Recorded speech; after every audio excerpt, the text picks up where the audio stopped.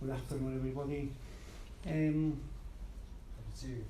you for the opportunity to share my studies with you, and thank you for the organization to invite me to give my speech today. It's about the use of protein in athletes. And to start, I would like to remind what is a diet.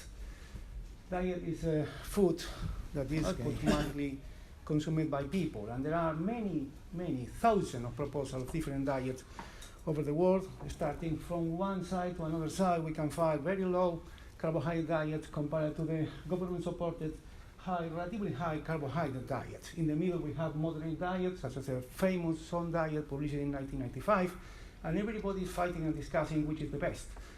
The reality is everybody should be concerned about the health of the people rather than to promote the diet. In athletes, we should follow a diet that is not considered only healthy, but also to aim to support athletes' adaptation. And we are not talking about athletes in one athlete. There are many disciplines. Sport disciplines are really huge. And it's not the same diet we need to provide to an athlete who is a weightlifter compared to a marathon runner. Completely different, but both diets should support health and should support athletic adaptation. So from my point of view, a good diet should support health and also avoid what I call suboptimal nutrition, because an athlete can be eating in the right way compared to the health recommendation, but if the diet is not optimal for supporting adaptation, perhaps it's not proper for this type of athletes. In order to do that, we can choose some nutrients that some people call supplements. Perhaps we should talk about high quality foods instead of protein or vitamins. Okay, what about protein? So the aim of my talk is about protein, and protein has been recently recommended in terms of grams per kilograms of body weight rather than in percentage of calories or the total calorie intake. And the American College of Sports Medicine, for example, recommend for athletes to take 1.2 to 1.8 grams per kilograms of body weight of protein. And the International Association of Sport Nutrition recommend a little more, reaching perhaps even 3 grams of protein per kilograms of body weight. People discuss about that. But still there are many researchers saying that this is still not unhealthy, because having more protein than what we need still need to be demonstrated that it's unhealthy. Perhaps it's not unhealthy. We are eating really more than what we need, but still nothing happened. And what decide that protein, what is the advice to eat more or less protein depend of our needs?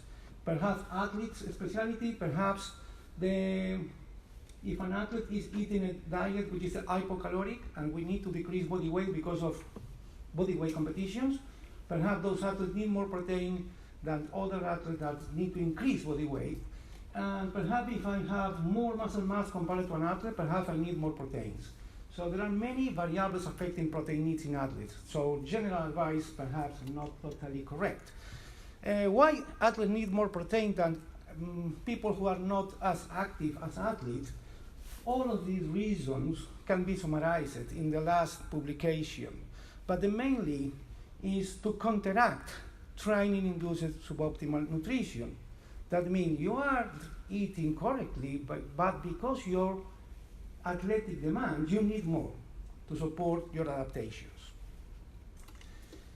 So, thank you for your introduction, because this is more or less, and you simplify my life now. This is the eating pattern is not about protein. So how many times we need to eat per day? There are several proposals, and the idea about how much protein we need to eat is not over the day, is how much protein do I need in each meal. And therefore, coming for different recent publications from the group of Philly, for example, they say the maximal muscle protein synthesis can be reached with an amount of protein of 250 milligrams per kilograms of body weight in each individual meal. Therefore, we can say, okay, I will eat every 3 hours because more or less I need to replace protein. We need to provide protein to avoid the increase in catabolism or maintain muscle protein synthesis every 3 to 4 hours.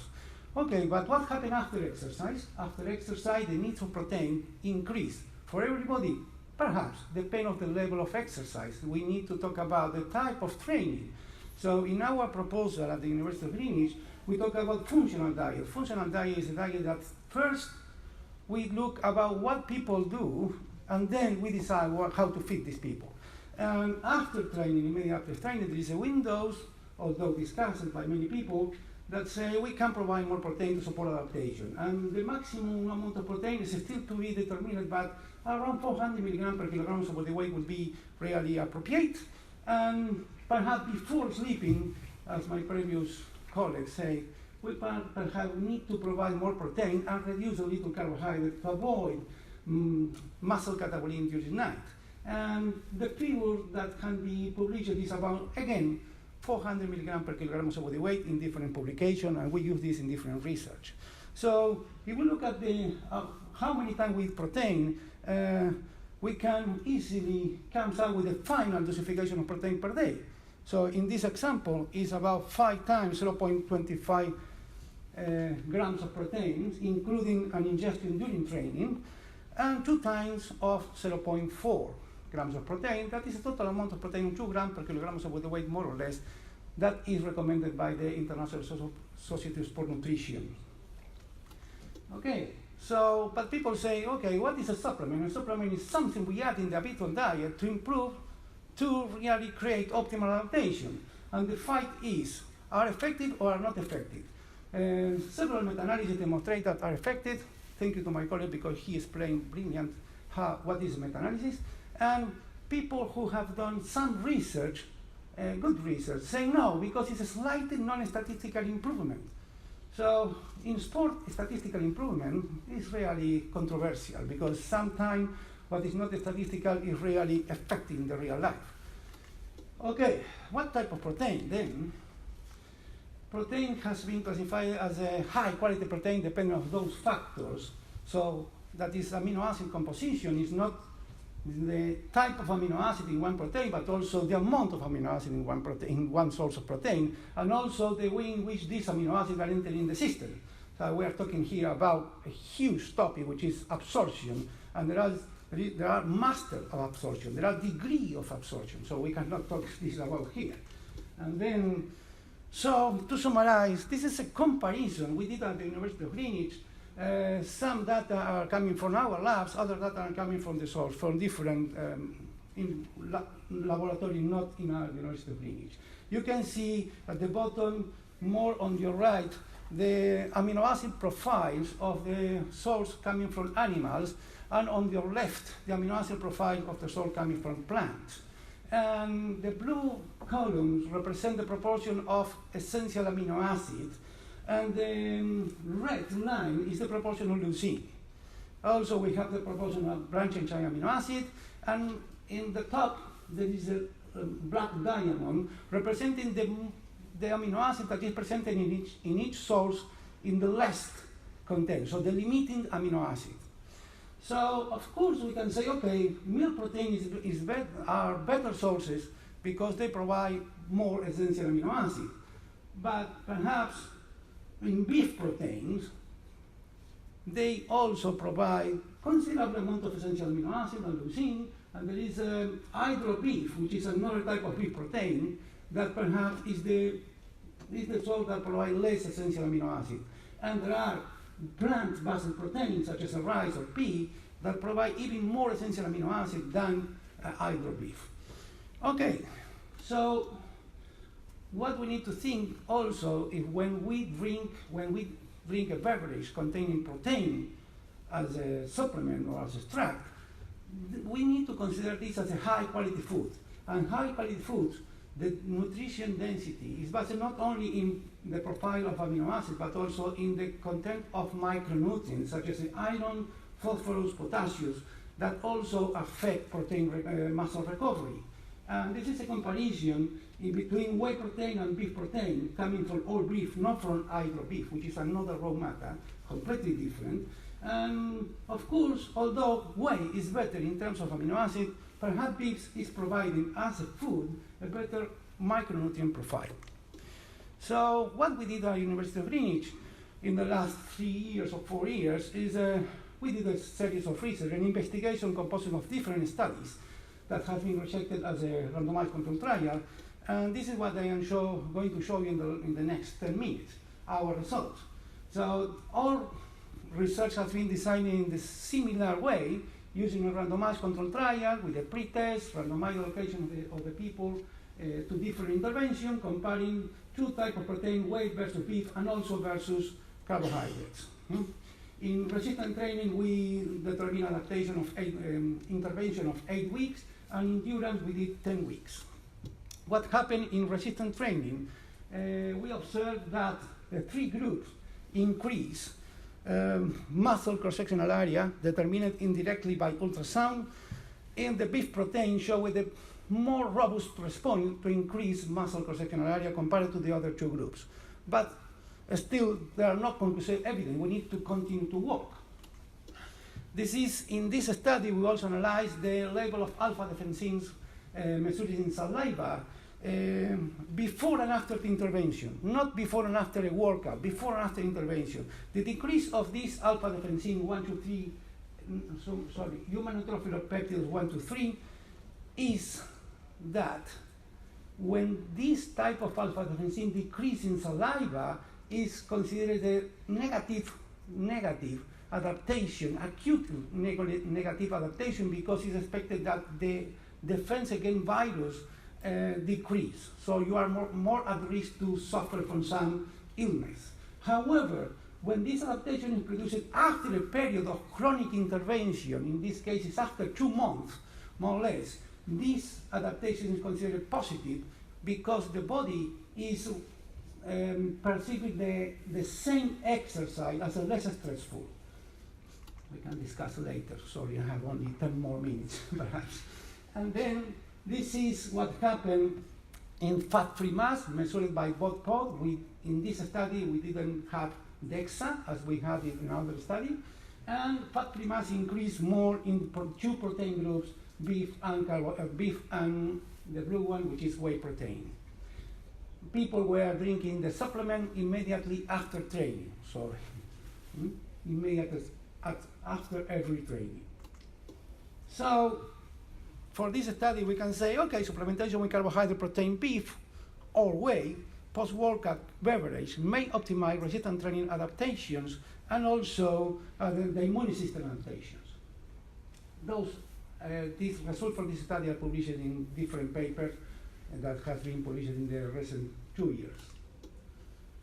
And this is a study we did with 3 athletes. And we measured the impact of drinking this beverage, but not with orange juice as we did in the previous study, with water. After training, always.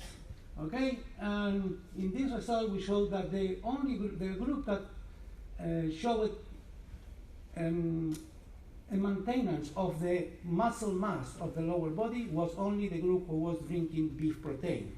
The other 2 groups, those are not resistant training, those are free athletes and older free athletes, more than 40 years old, trying to reduce the muscle mass, which is a normal consequence of training, but beef protein was effective to protect the loss of muscle mass in the lower body, which is a positive effect.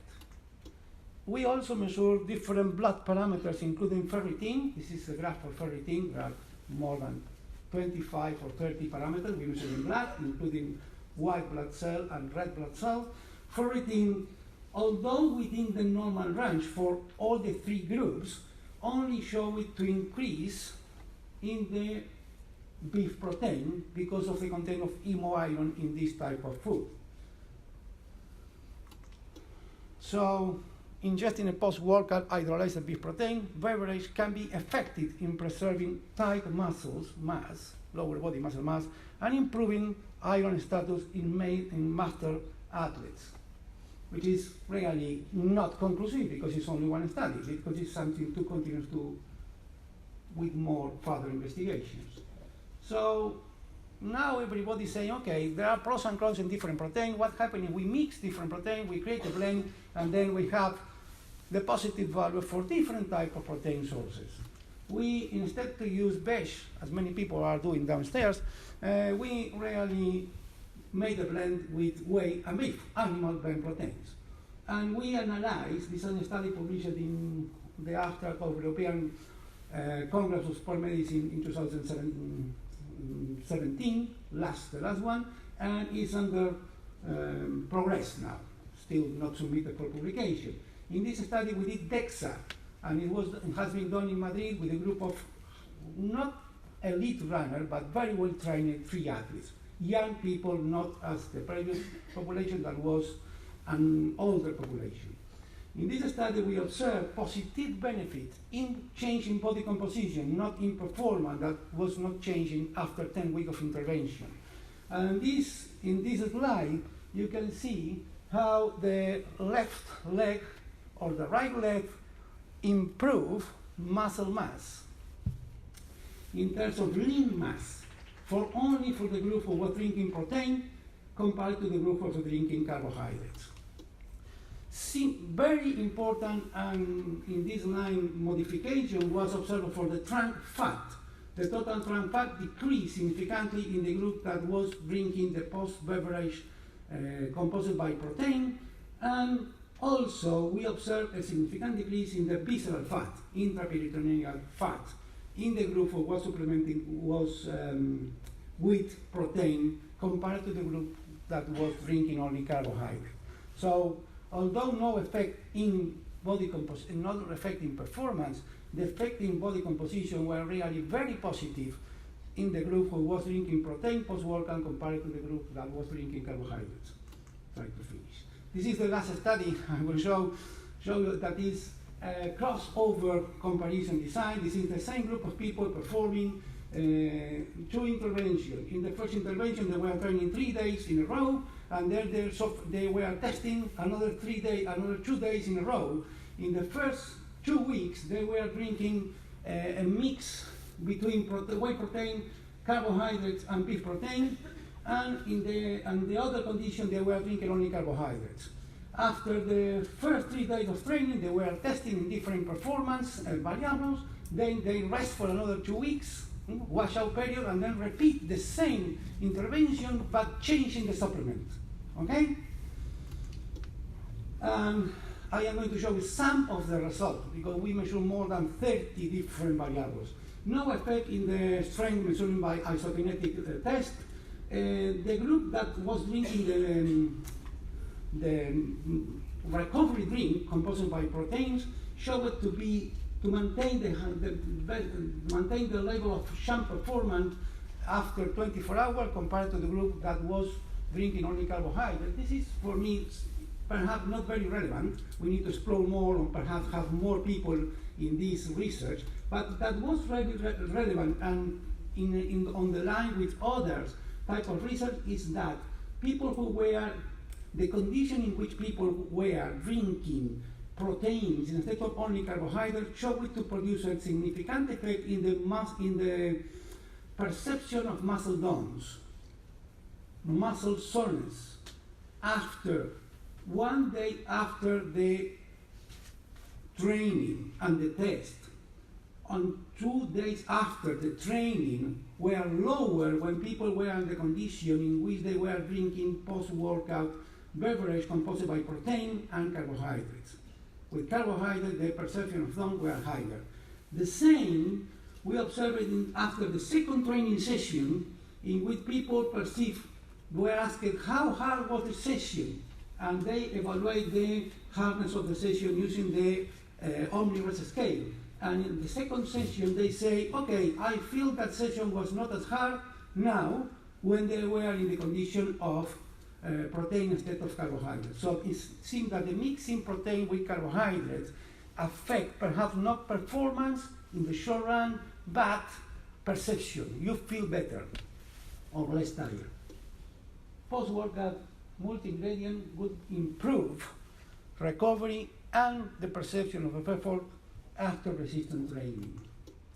And my final conclusion, after presenting some of the study we are doing in the last 3 years at the University of Greenwich, is that ingestion of protein-based supplement is a valid nutritional strategy to consider for every nutritionist if they want to favor optimal nutrition adaptation in athletes. Thank you very much, and sorry for talking too fast. Very well, thank you.